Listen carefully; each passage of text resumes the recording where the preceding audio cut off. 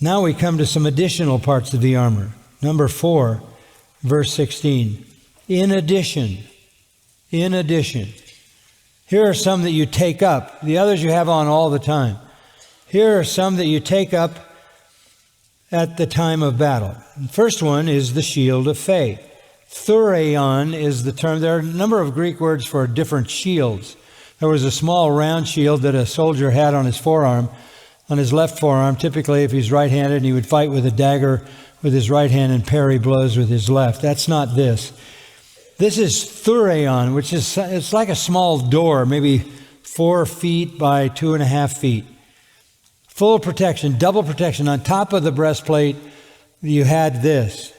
Thick wood, usually covered with leather, and then the leather would be saturated with a non-flammable oil because darts, arrows would be shot at it, and they should be extinguished when they hit that saturated leather.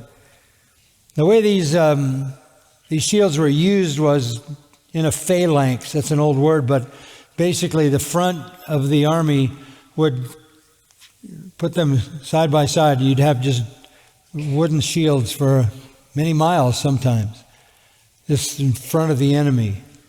It was the double protection. Beyond confidence in God's faithfulness, beyond righteousness, beyond commitment, you had this added protection.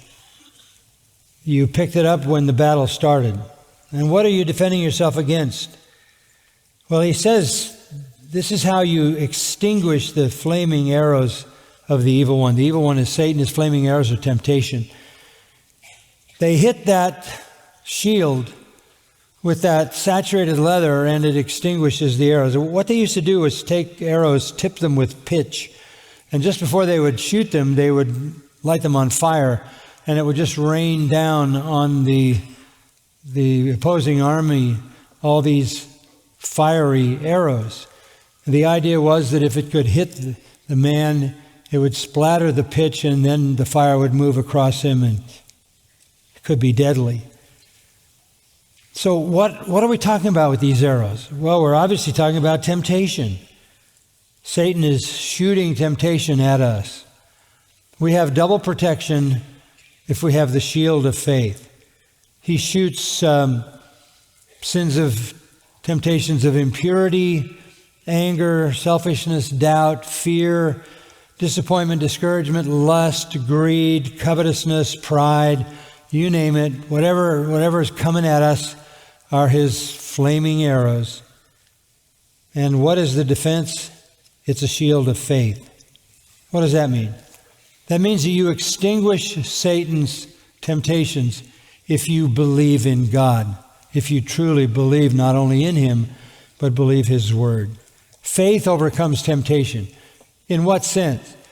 Well, what Satan wants you to do in a temptation is to believe that this is what you deserve, this is what you need, this is most satisfying, this is something to be desired, and the reason that God is withholding it from you is because he's mean, he's narrow-minded, he's legalistic. That's exactly what Satan said to Eve in the garden. You can't trust God, he said. You can't trust God. God doesn't want you to be like him. You eat that fruit, you'll be like him. He doesn't want that. God is not good like you think. He's withholding a real, true satisfaction from you in that fruit. And that's because he doesn't want you like him, and he's mean. And Eve believed the lies of Satan, and the whole human race fell. You can't trust God. Trust me, the devil always says. You can't trust God. Trust me. I'll give you the real joys. I'll give you the real fulfillment. I'll give you the real satisfaction. You find it through sin. It was that way with Jesus in his temptation. Satan was saying to Jesus, you don't deserve to be deprived. You don't deserve to be hungry. You don't deserve to be mistreated. You don't deserve to be rejected. You can have all the kingdoms of the world. You can have bread you just created out of nothing. Take what you deserve. Take what will satisfy you. Those were the flaming arrows. But Jesus would not distrust his Father. He would not. So every temptation is designed to make you believe God is holding back something fulfilling. That's the devil's constant lie. So 2 Corinthians 1:24 says, by faith you stand. By faith you stand. If you just trust God, you stand. You overcome the devil, you overcome the world, 1 John 5:4, by your faith.